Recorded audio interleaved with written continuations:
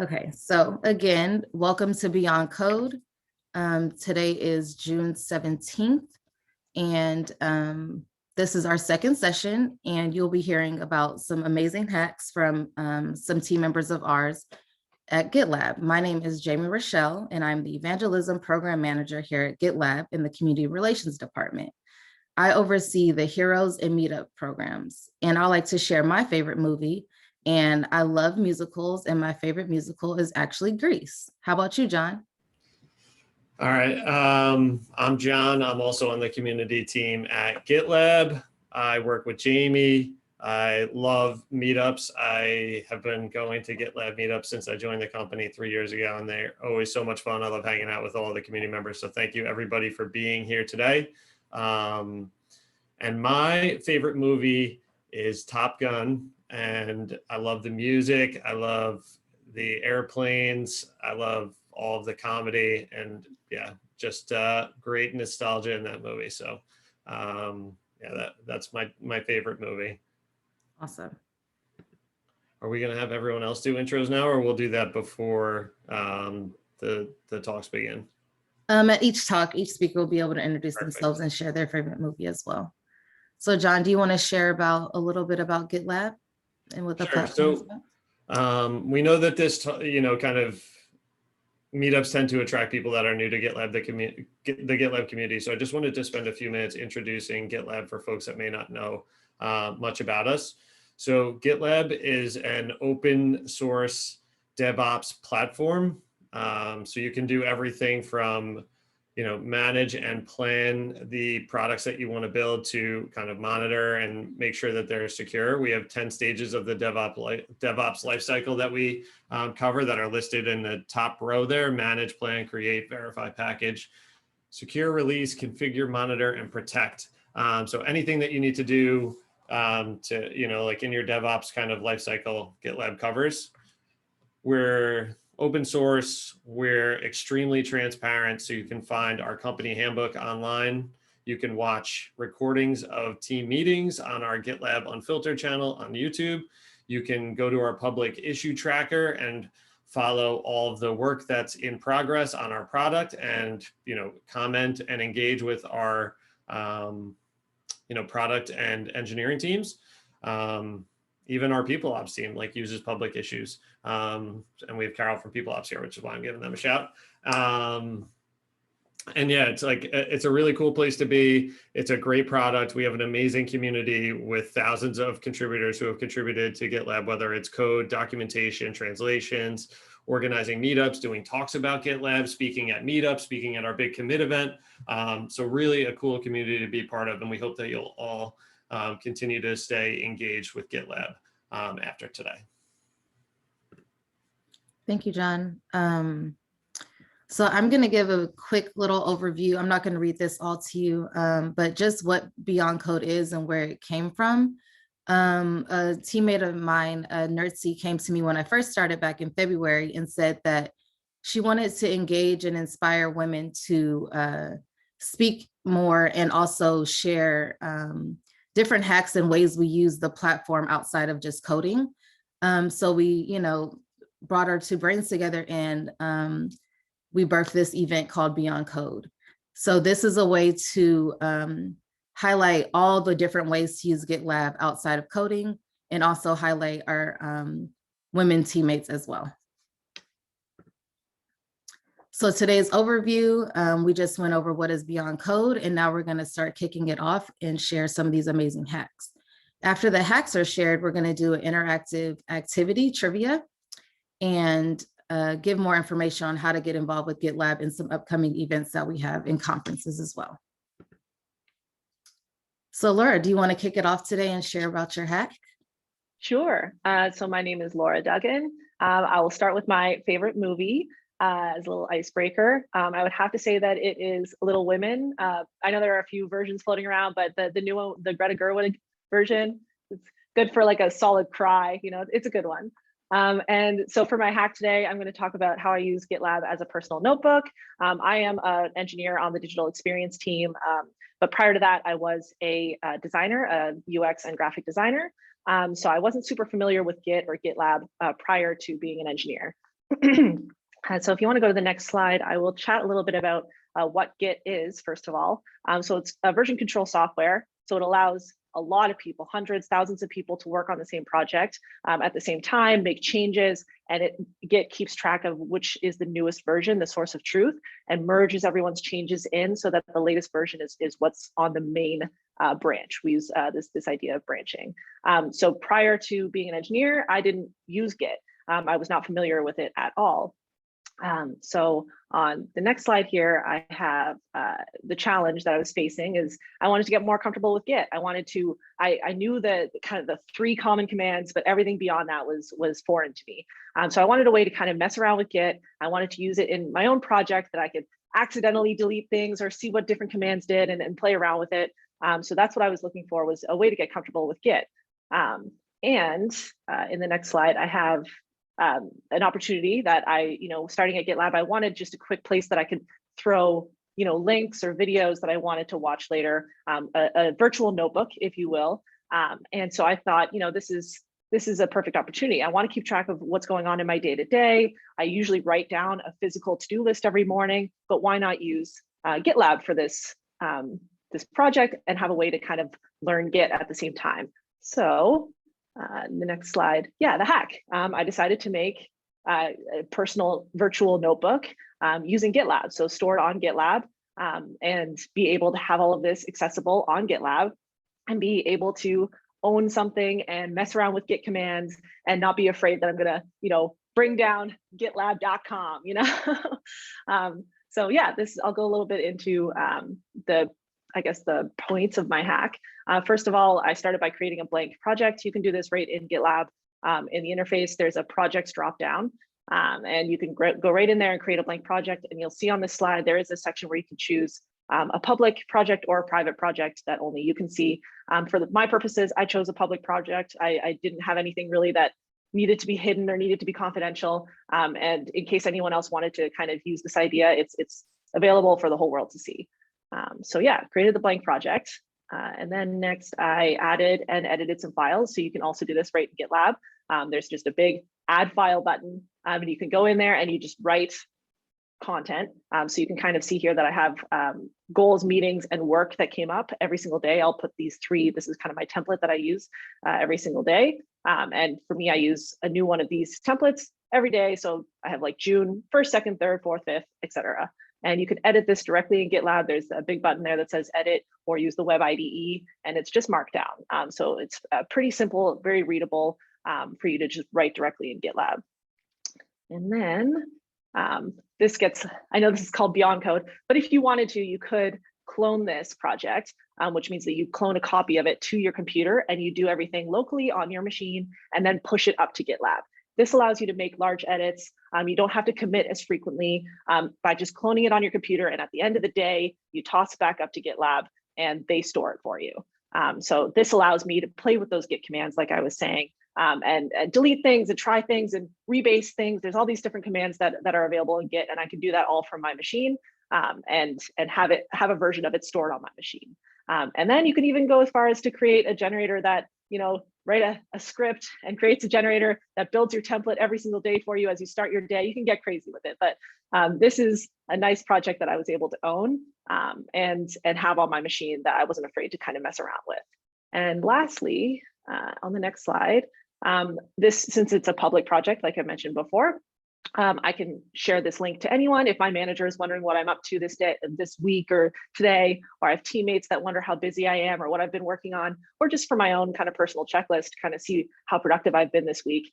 This link is available. You can go to this link right now and you can kind of see what I'm planning on doing today. So I can share this with anyone in the world and they can see this public project and see what I've been doing.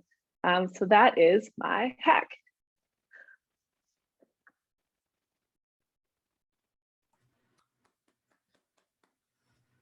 Thank you for that. And actually, does anyone have any questions for Laura? I have one question, Laura. So I know we have issue templates and merge request templates in GitLab where you can have a template that you'll follow anytime you're opening a new issue or merge request. You alluded to using like a generator to create a new file. So I guess, is that the most efficient way to, create a new file, or is there the option to have like a file template or something like that?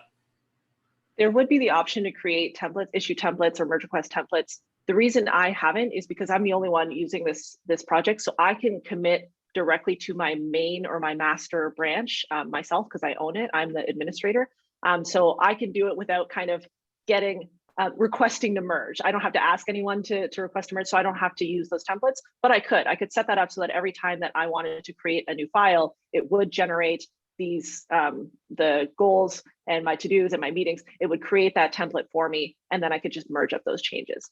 So yeah, that is another use case, absolutely, that I could implement. But as far as creating, like when you create the new file every day, do you just copy and paste from like the previous day to get your template into place, or how do you do that? Yeah, I have the template stored on the README, so on the main file, and I just copy and paste it. One of my coworkers does have a script that he runs, like generate day. He runs a command in his terminal, and a new day pops up with all of those pre-filled sections, and he can go in and edit it and push it up himself. Cool. But that's, yeah, very extra.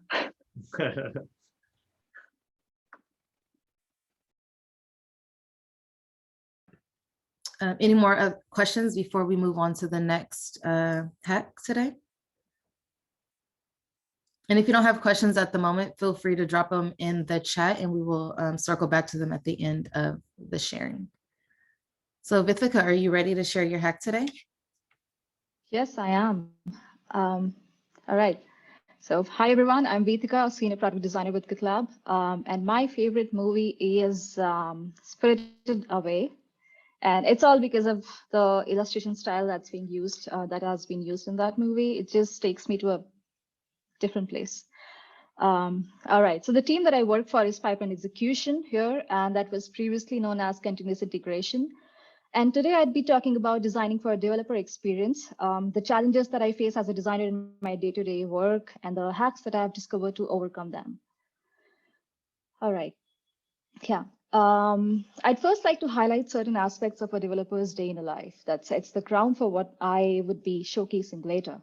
So first of all, this field, the software development field, is a very competitive one, and things move too fast to even comprehend at a normal pace. There's a lot happening around, and what's trending today might just become obsolete tomorrow. Another one is there's hardly ever a clean slate in a developer's job. So besides their everyday work, they also have to deal with a lot of technical debt that has incurred over time. And lastly, there might be help available, but there's also a lot of judgment around as to what tools should be used by a pro versus novice. And that's what we call the real developer syndrome. I think now we are good to move to challenges. Yeah, so here on this screen, you would see that I've added a few images from a Twitter poll that I conducted a few months back, where I encouraged participants to post a picture of their screen setup. And this gives a good insight into what they're looking at when they're working. So if it is not raw code they're looking at, then it's mostly a complex dashboard, and that too with a lot of information. But in most cases, it is everything together. So we shouldn't assume that the designs that we work on are looked at in isolation, but rather we should be thinking about how it fits into this larger ecosystem. So I will try to be a little more specific about the problems or challenges. Now, when it comes to software development tools, there are some challenges that are very prevalent. For example, lack of real-time feedback for actions. So let's say you make some code changes and there's a chance that you don't get to see a feedback on whether or not your changes are effective until you actually go ahead and merge it or you execute your code. So that doesn't leave a lot of room for you to make improvements while you're working on them, but rather you'll have to follow the same loop again. Secondly, consuming information in an abstract state. So most information comes in abstract form. The larger picture it's very difficult to paint when you cannot put a face to most of the things that you're looking at, and information is just everywhere. And lastly, data is spread across pages. So context is broken down more than often and the flow gets disrupted. And this eventually results in you spending extra time working on something that could otherwise be completed sooner. Next slide, please. So the hacks. So here are the hacks that I've discovered over time to be so that I'm considerate of these challenges while designing.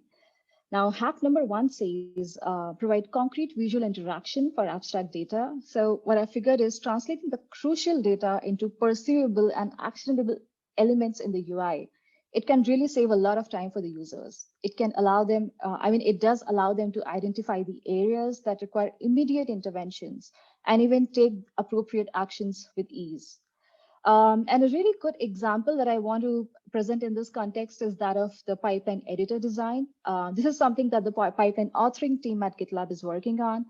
And I just feel that this makes a really great example of how visually exposing the semantic relationships among different elements in a block of code, the block of code in this context being the YAML definition of the pipeline configuration, it could help make it easier to work with, as well as it could also help in smoother onboarding. And beyond that, it also makes it easier for non-engineers to understand what's going on in the pipeline configuration, because now there's a visual to it. Let's move on to hack number two.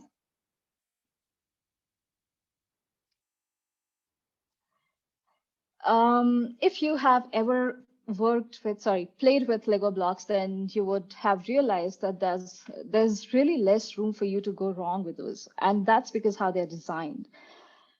The fear of breaking a build, it's real. So to ease users of this worry of breaking the code, the operations must be made fail-soft. So rather than failing with an error message, it should be what we should do is every interaction attempt to do something sensible, like the output of your action should always result in something sensible, even when you provide an input that's out of range.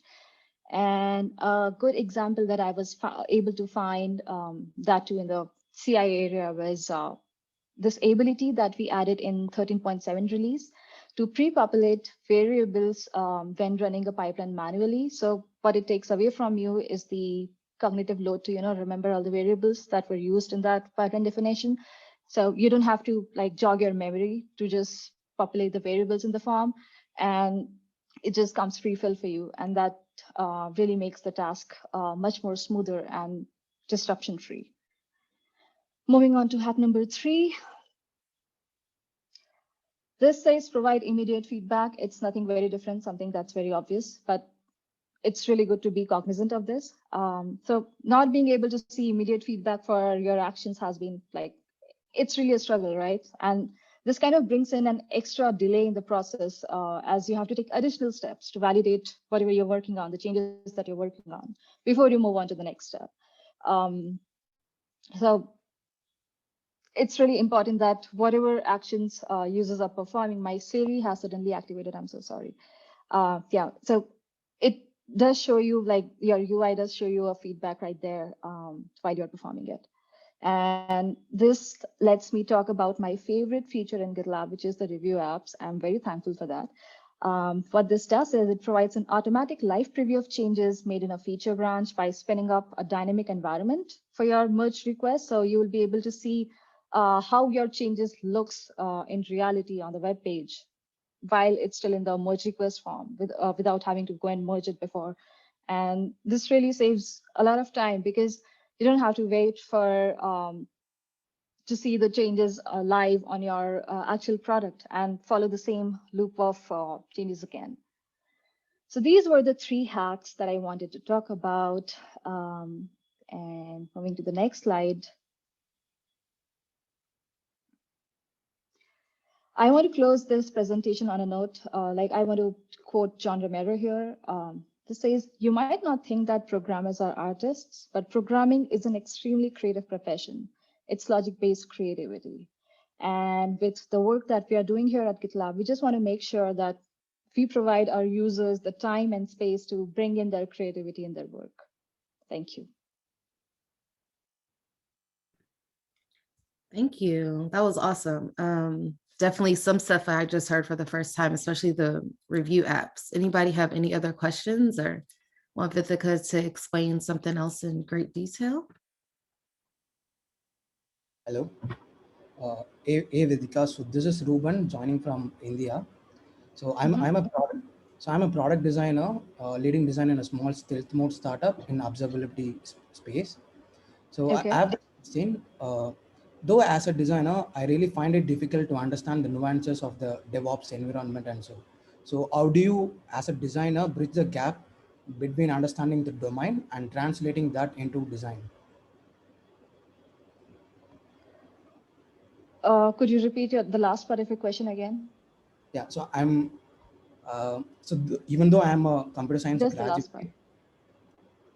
okay. Yeah. So how do you bridge the gap between understanding the complex domain, that can be DevOps or something else, and how do you translate that complexity into design? So over the years, I've worked on many complex areas. Even before GitLab, I was working on a very technical product. So what I really do is I'm a visual thinker. I always like visualize something when I read about it. And here at GitLab, I've been doing one thing very consistently is writing blogs about very complex topics and also kind of putting drawings about them there. So it's a good way for me to understand that if my how I'm interpreting concept is right or not, because the blog posts, they go through an MR here, and that's where I kind of solicit reviews from engineers, and they really help me to get all the pieces in the right places. And finally, it is produced as a blog post where like all the information, it's really in place, and it has been working out pretty well for me. But I do take a lot of trainings, even on like on LinkedIn, on other platforms. But just that I don't get into the extreme complexity of any concept. I try to like be on the surface, but still have a good understanding of how things are connected and how things are architected. Okay. Thanks, Veethika. Yeah. No problem.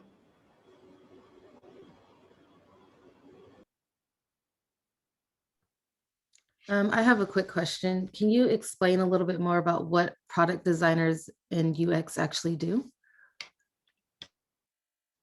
So what we do is it's a range of problem, and it's a range that we look at, because it totally depends that the feature, the category, the stage group that we're working on, what stage is it in? If it's something that's very mature, which in the case of CI it is, then it's mostly like we often have to work on things just to keep things stable while working on new features. And we do indulge in a lot of research activities every quarter or every milestone, I would say, just to make sure that whatever we are working on is it's well validated and it's actually useful for the users. So yeah, that's pretty much it. Thank you. And thank you, Laura, for adding some of those links and things for us in the chat as well. I'm going to take a quick reminder that we do have a running doc, that if there are any additional questions that come up throughout the other talks, that you could just drop them here, and I'm adding it to the chat right now. We could go ahead and move on to our next hack of the day.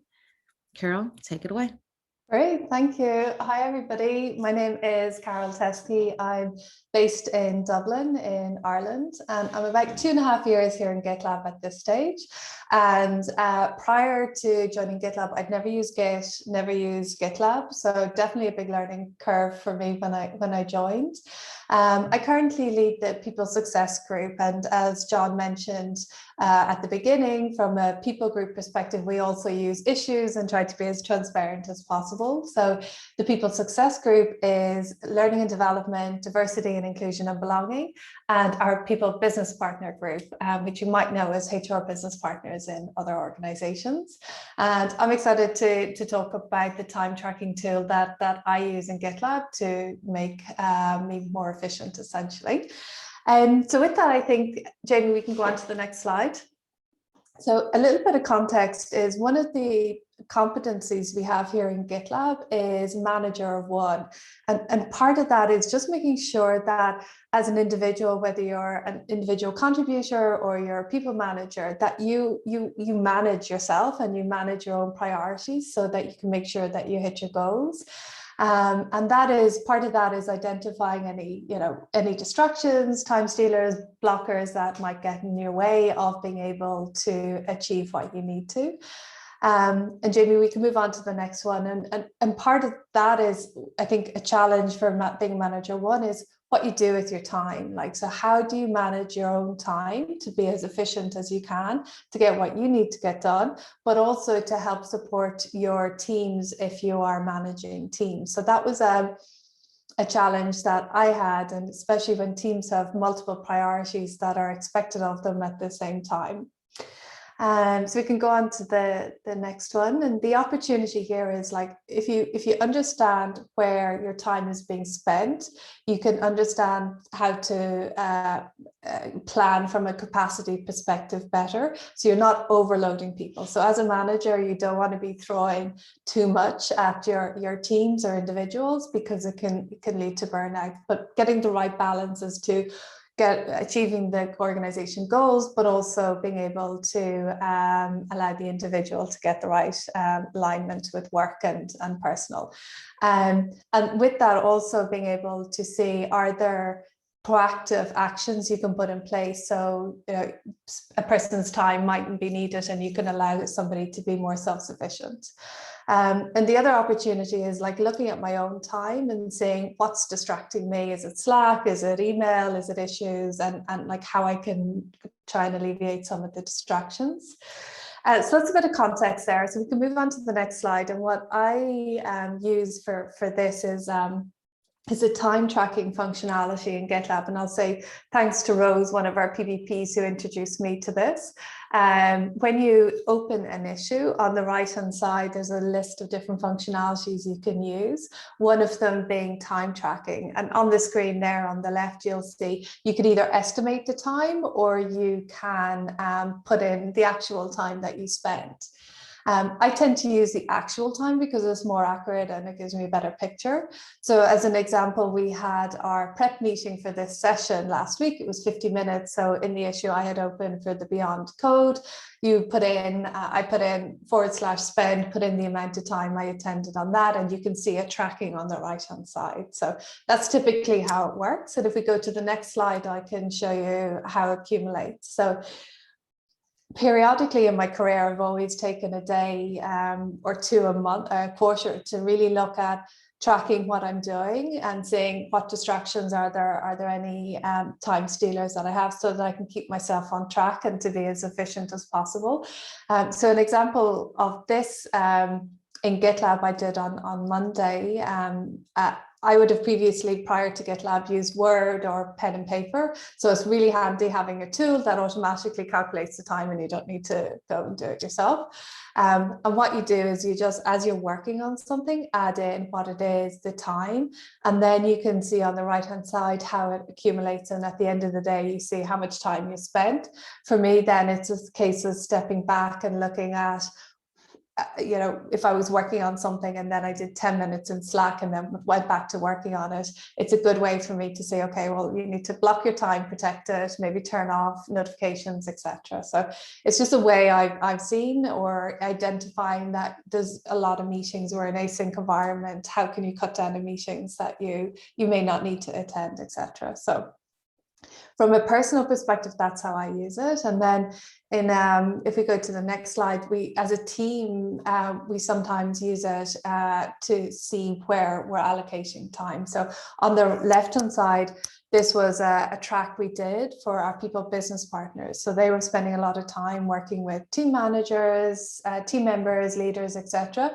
And we needed to see what other projects they could take on board, given the time that they were spending in those areas. So we periodically then captured the time spent so that we could accurately address what else could be added to their plates and see what we can achieve. And then from a DIB perspective, we were looking at getting a speaker in for the Women's History Month, and we wanted to see, like, from an organizational perspective, how long does it take to get that organized. So as we start to do this in the future, we're again looking at putting approximate times that are needed to get things organized in order to be able to plan more efficiently. So that is it really in a nutshell, all about the time tracking functionality. I find it super useful, and with that, I will say thank you for listening. Thank you. This was awesome. Any questions for Carol? I was typing it in the doc as I was getting ready to ask the question, but I might just do it here on the stream itself. For this time tracking, are you making your own like an issue that's just called time tracking, and then you add all your time spent to that? Or are you like doing it in the individual issues that you do work on?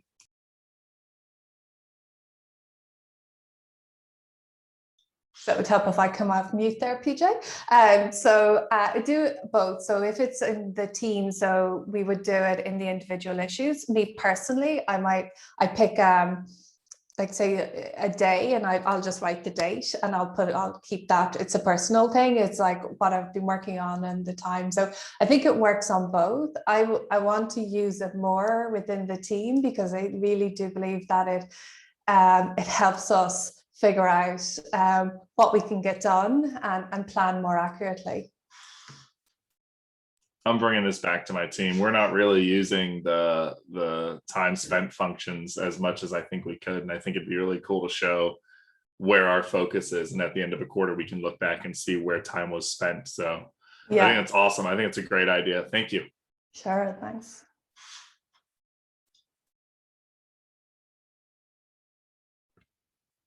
Anyone else before we move on to our interactive activity?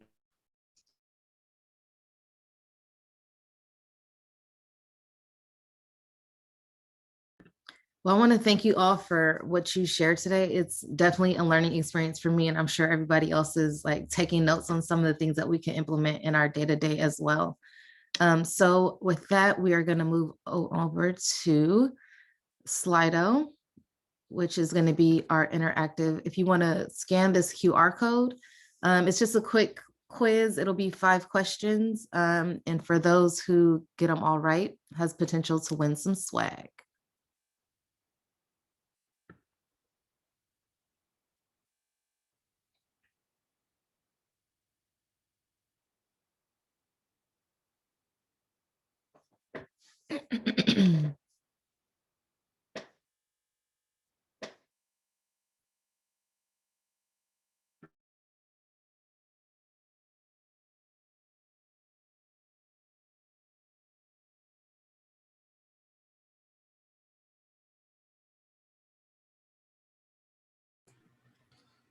I'll give folks a few more seconds to join in, and then we'll get started on the quiz.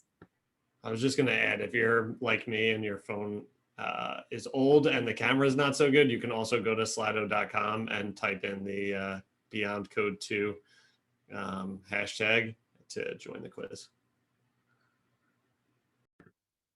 All right, so let's go ahead and get started.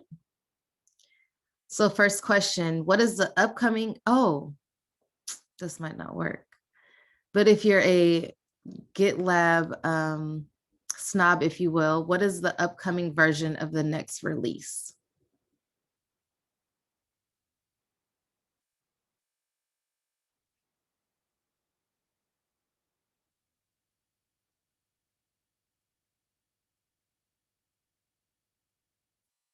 All right.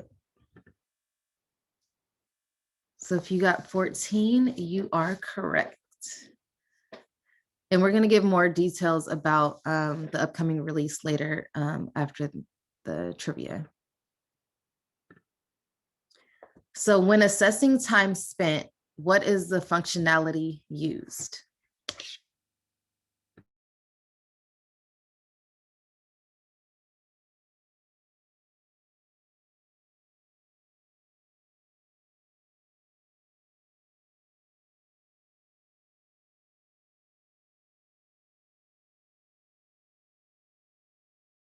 And if you selected time tracking, you got it right.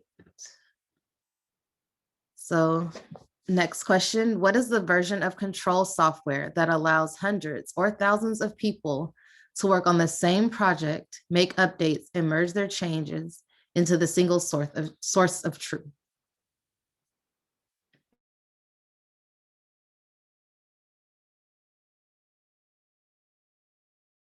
I think I made these too easy. Okay, and the last one, to ease the minds of developers of breaking the code operations must be made by what?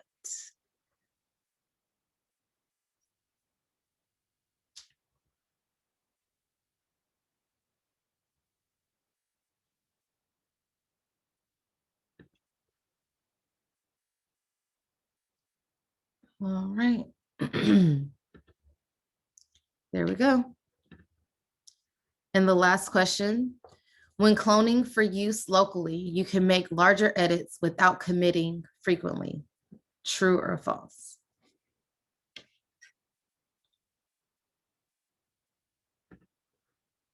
Absolutely true. So let's see. Oh, PJ, you are a winner. So we will send you a swag code. Congratulations.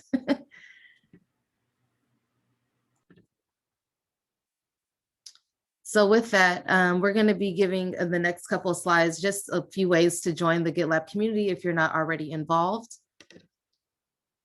So a few free community programs that we have is GitLab for Education, GitLab Open Source, and GitLab Startups. And then the bit.ly link below, I will be sharing out the deck post event. So you'll be able to access all of these links and information as well. John, do you want to elaborate on this slide or do you want me to move on to the next? Yeah, I would just add so GitLab for Education is for educational institutions for research and teaching. So if you work at a university, that might be something interesting for you. GitLab for open source is might be self-explanatory, but for open source projects that have an open source license, we can provide free access to GitLab's top tiers, and that gets you extra CI minutes. And GitLab for Startups is fairly specific in the types of startups that we accept into that program. So you would need to be a startup from one of the most recent Y Combinator batches, and a certain kind of limit to the amount of funding that you can have. I think it's 3 million, but I'm not exactly sure to qualify for that. But hopefully in the future, we'll be able to expand the criteria for that program. It's still kind of in a pilot phase right now. Thank you. And then if you are interested in perhaps organizing an event or a meetup similar to the one you attended today, you could reach out to myself, as I am, again, the program manager for the Meetup program. And you can, again, join and find out more on the GitLab Meetup page as well. And John, do you want to go into detail on how folks can contribute? Sure, I alluded to this in the beginning, but GitLab's an open core company. And so we have an open source project that we maintain. And there's a number of different ways that you can contribute. There's kind of the traditional code contributions, but you can also contribute to our documentation. You can help with translations of our documentation. You can make UX contributions. Engagement, as it's listed on this slide, would be things like the prior slide, organizing a meetup or speaking about GitLab at a community event in communities that you're active in, or just other types of kind of contributions that help raise awareness and advocate for the use of GitLab. And yeah, you can contribute project templates so folks can get started with new languages. And that's a great kind of way to become a first-time contributor. So if you're interested, please check out those different contribution types by scanning the QR code.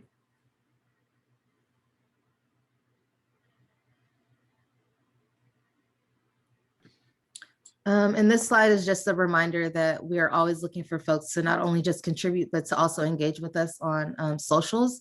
So if you were excited about some of the things and hacks that you learned today, please share on your LinkedIn or Twitter or other social platforms that you do use, and hashtag Beyond Code and mention us at GitLab. And do you want, John, do you know more about First Look? I'm sorry, I'm still learning in the learning process. So yeah, to be honest, First Look is kind of something that's that I'm learning about, but I think that, like our UX design folks love hearing from our community. And so First Look is just a way for people who are interested in providing that type of feedback to get early kind of access to, some of the new features and designs that we're thinking about for the product, and share feedback and help us make GitLab better for everyone. So another great way to contribute if you're not a developer. Awesome, thank you. And last but not least. Yeah, I'll take this one too. We are super duper excited. We release a new version every month for the last 116 months in a row. And next week, we're going to be hitting 117 with an absolutely gangbuster release, GitLab 14. We're actually dropping the .o. You're going to have to follow us on social media and read the blog post to see the really cool design of GitLab 14. It's going to be awesome. And we're really excited to celebrate all of the progress that we've made in the product, but also as a community and as a company. And so we have lots of great, exciting stuff planned for next week. So I would encourage you to keep an eye out for our blog, engage with us on social media. And yeah, we'll be also planning a meetup around that. So I know all of you are members of the GitLab virtual meetup group. So please join us for the GitLab 14 meetup. We'll be announcing that really soon. But yeah, this is a big release, big milestone for us, and we're super excited, and we hope that you'll share in the excitement by engaging and reading about it and seeing all the great stuff that we've accomplished as a company and a community in the last 13 releases.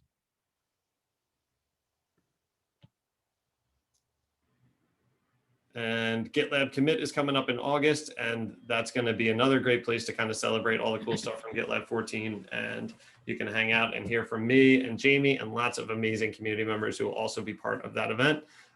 So please check out that site, and ticket, like registration should be opening soon. So that'll be a really fun community event, and definitely lots of great content there for people looking to level up their GitLab game. Thank you, John, for breaking down that and giving more information. And that concludes our event today. And I want to say thank you for all that participated, and to all of our speakers. I will ask that you guys hold on after we wrap so I can get a screenshot for our virtual group photo. But if you're able to provide feedback, it'd be greatly appreciated. As each event, we want to improve and make sure that we're listening to our community.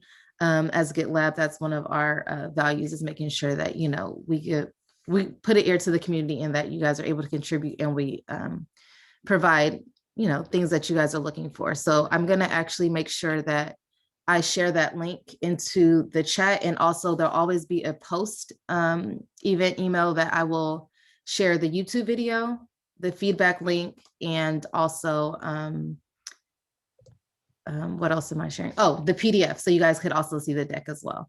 So again, thank you so much for attending our Beyond Code session 2 today. And at this point, I'm going to end recording.